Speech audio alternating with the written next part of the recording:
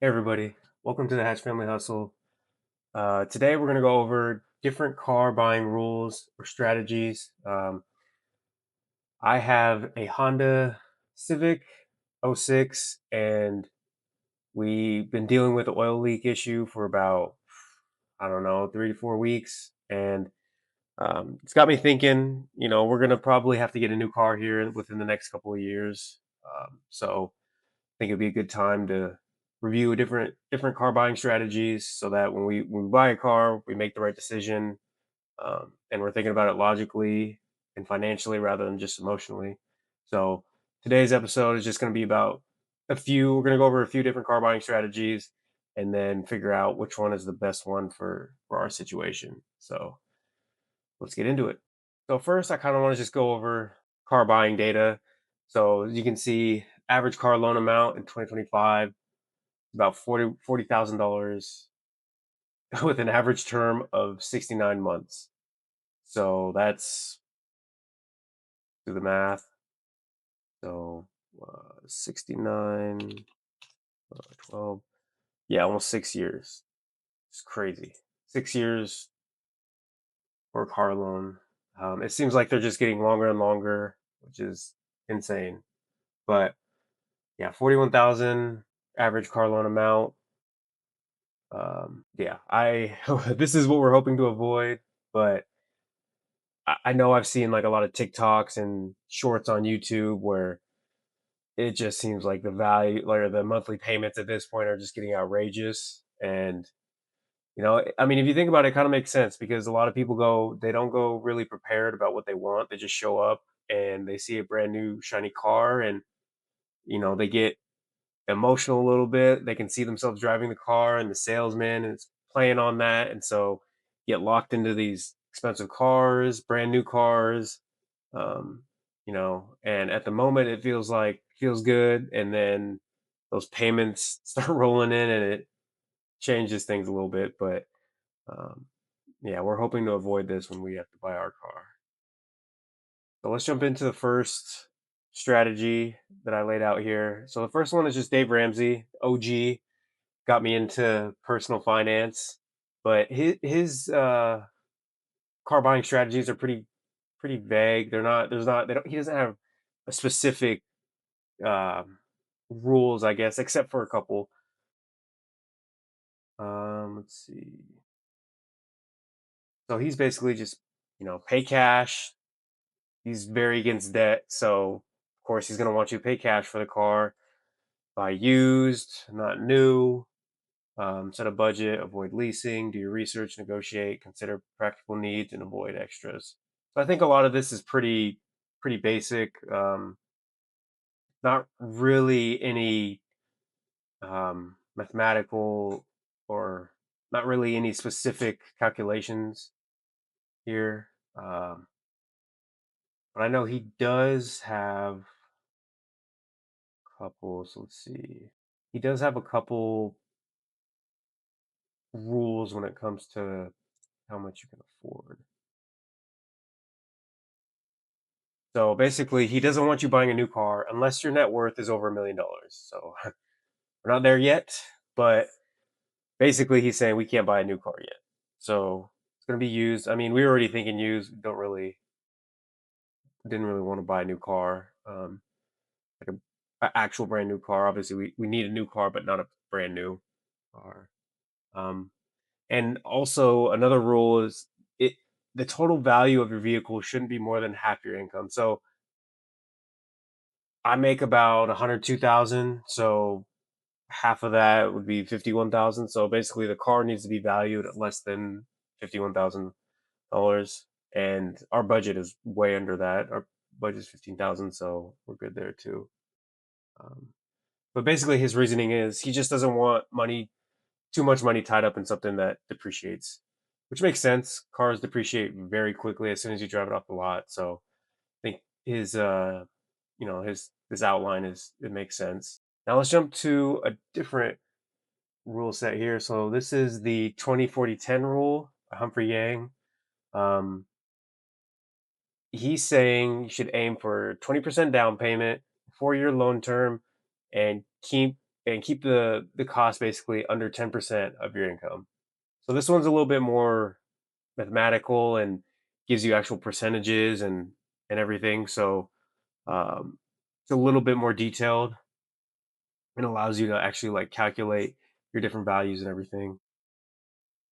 So he also points out, in addition to the 20/40/10 rule, it's 35% rule. So basically, the purchase price of your car can't exceed 35% of your gross annual income. So you just take your annual income, multiply that by 0.35, and then that's the max amount that you can afford to purchase a car with. So these are straightforward. This makes sense. You know, Again, it's just a little bit more, I wouldn't say complex, but gives you a better understanding with actual percentages and everything of what you can actually afford versus just, the basic Dave Ramsey, where it's, 1 million net worth can only people with 1 million net worth can only buy new cars. This is more uh, like practical. All right, the next strategy is the money guys. So theirs is really similar to the last strategy. It's just the numbers are a little bit lower. So you still have the 20% down payment. That's a must. So it seems like 20% down payment is kind of the agreed upon down payment you should put for a car. And then a 3-year loan. So this is a little bit different because the last one was 4 years. This one's 3 years. And then instead of 10% of income, it's 8% of income for the money guys. Um, so really similar to the 24/10, but this one seems like a little bit more conservative. And a lot of the money guys rules and strategies and everything when it comes to finances are a little bit more um, conservative. So this makes sense. And yeah, pretty similar to the last one though. So I think we have a solid idea of a few different strategies to pick from, and we can figure out which one's the best for us. So let's move to our little spreadsheet here. So I just created like this little basic spreadsheet with all the rules and everything. I already did all the math. So our gross annual income, 102,000. Our budget's 15,000, and our goal down payment is between 5 and 10,000. Ideally, we want to pay the car fully in cash, but I mean that just depends how long we call her Lil Blue, but our Civic lasts. So if it breaks down 3 months from now, we're not going to have 15,000 to just throw at it. So I'm not going to empty our emergency fund to buy a car. So we'd probably end up putting down like probably close to 10,000, and then um, you know getting a loan for the rest. So um, here I just outlined the guidelines. So we have Dave Ramsey down payment doesn't really specify down payment, so it's just cash preferred, paying cash. Doesn't specify the loan. And the max cost, again, is only 50%, less than 50% of your annual income, the car value, and only buy new if your net worth is greater than 1 million. So, uh, not too specific. So, I mean, I think you could match this one with these other rules just because, these are super vague. Money guys, so the 23/8, 24/10, and then the 35% rule. So if we apply those numbers to our situation, so Dave Ramsey gonna want cash, so $15,000 down payment, basically paying everything in cash, no loan, and the max cost of the vehicle just has to be, or the vehicle value just has to be less than 51,000. So that's way above what we're aiming for.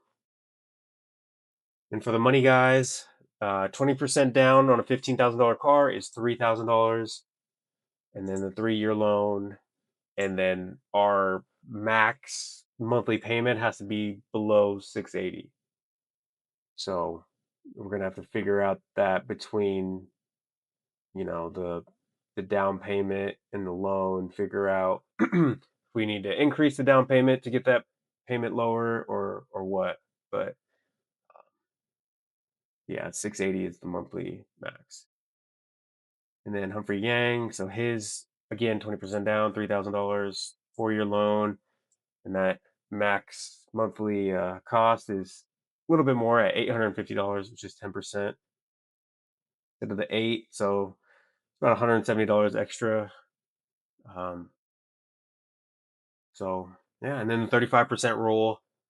There's no down payment loan. It's just the vehicle price has to be under 35,700. So basically 35% or less of your gross annual income, which is well above, or our budget is well below that. So we're good there too.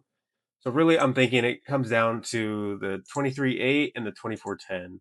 Um, and honestly, I think the 23.8 is probably what we're going to go with, just because we just have one income right now, and I think we just gotta we gotta avoid the risk and be a little bit more conservative. So I really like the nothing more than 3 years, and then 8%. So I mean, we're not trying to go out and buy anything, any a luxury car or anything. We just honestly probably gonna replace it with another Honda Accord. So I'm sure we can find something there that's in that price range, and can fit these rules. So I think it just comes down to what how much our down payment is, and um, that will really get us where we want to go. And our credit score is pretty good.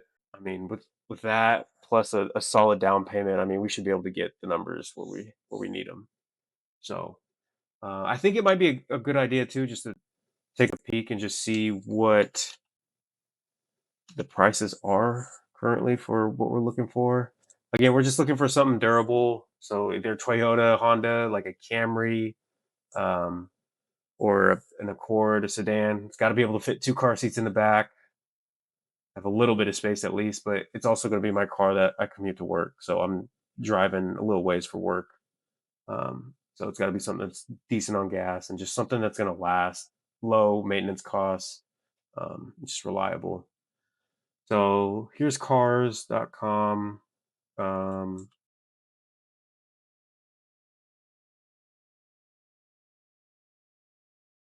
so 24 months.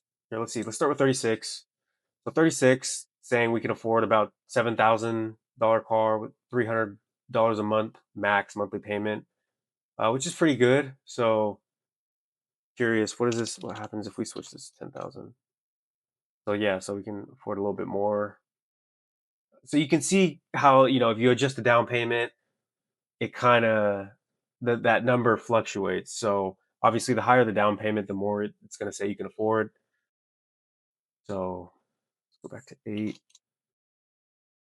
Here, let's just take a quick look. If we were only putting down 3,000, yeah, so 12,000. See how it drops. So this down payment is going to be really critical. So let's keep it at 8,000. So 36 months, max monthly budget of 300 is 17,000. Now let's adjust this. Let's say 500. Because we know, going back to our spreadsheet, 680 still stays within that 23.8 rule. So yeah, 23,000. So um, yeah, pretty cool.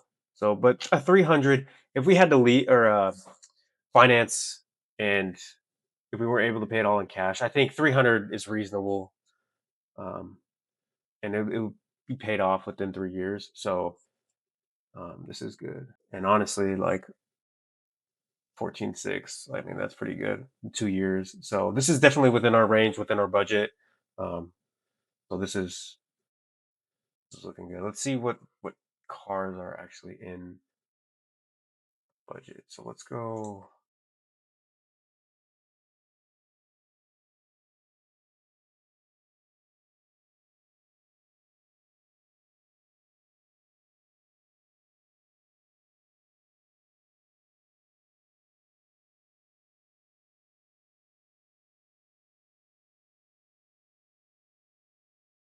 Yeah, something like this is pretty good. Geez, that needs to be detailed. That thing is dirty. But something like this. So yeah, something like this will be good. Well, now you know how we're thinking about buying a car. pretty simple. Just looked up a few strategies, figured out the one that we like the most, the one that fits our situation. So, I mean, I'm sure there's more strategies out there. You just got to find the right one. And then, really, I just think of it's about just taking your time and thinking about, buying a car logically and financially rather than just going off emotion. Because when you start making decisions on emotion, I think that's really when people get caught up in these long-term loans and high monthly payments, and cars can ruin your finances. So it's definitely not something you just want to rush into. You want to think about it, know what you want, be prepared, and then honestly just test drive, all the different vehicles that you're thinking about, and really get a feel for what you want.